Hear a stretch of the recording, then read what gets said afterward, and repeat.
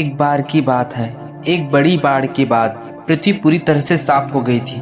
हर जगह लोग एक ही भाषा बोलते थे।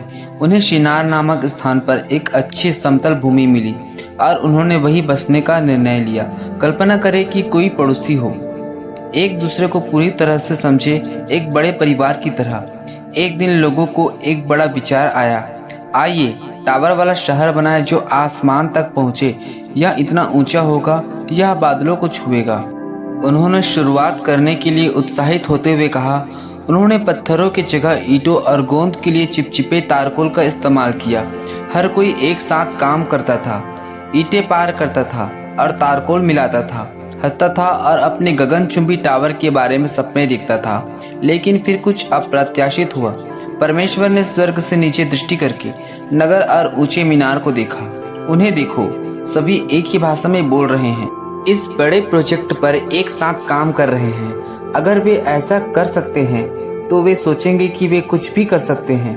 वे भूल रहे हैं कि कुछ चीजें केवल परमेश्वर के लिए हैं। इसलिए परमेश्वर ने चीजों को थोड़ा विस्तृत करने का निर्णय लिया। अचानक एक शख्स ने ईंटें मांगी, दूसरे ने फावड़ा थमा दिया। जब किसी को अधिक तार की आवश्यकता होती थी तो उससे बदले में एक बाल्टी पानी मिलता था।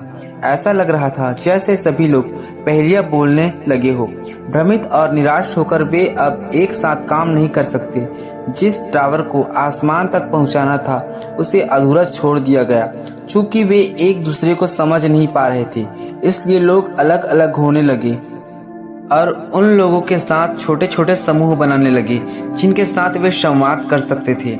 इन समूहों ने रहने के लिए नए स्थानों की तलाश में दूर दूर तक यात्रा की। बड़ा परिवार पृथ्वी में बिखरा हुआ था। प्रत्येक समूह अपनी नई भाषा बोलता था। जैसे जैसे समूह बाबेल में फैलते गए, वे दूर दूर तक यात्रा करते गए, उन स्थानों पर जहां पहले कोई नहीं रहता था। प्रत्येक समूह को पहाड़ों, नदियों और जंगलों के लिए नई भूमि मिली।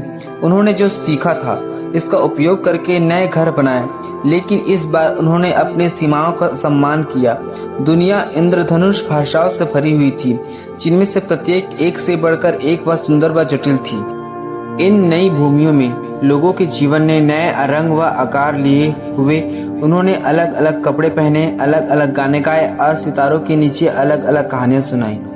बच्चे अपनी विशेष भाषा में हेलो व आई लव यू कहना सीखते हुए बड़े हुए। उन्होंने भूमि और जानवरों से सीखा और उन्होंने ऋतुओं को अपने तरीकों से मनाया। अंत में टावर ऑफ बाबेल की कहानी हमें दिखाती है कि यह याद रखना महत्वपूर्ण है कि सर्वशक्तिशाली नहीं है।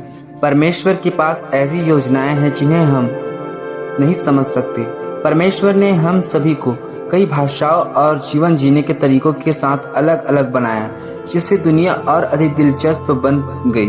जब हम एक दूसरे को सुनना और समझना सीखते हैं तो हम न केवल इमारतें बनाते हैं बल्कि दोस्ती भी बनाते हैं, जिससे देखकर परमेश्वर भी मुस्कुराता है।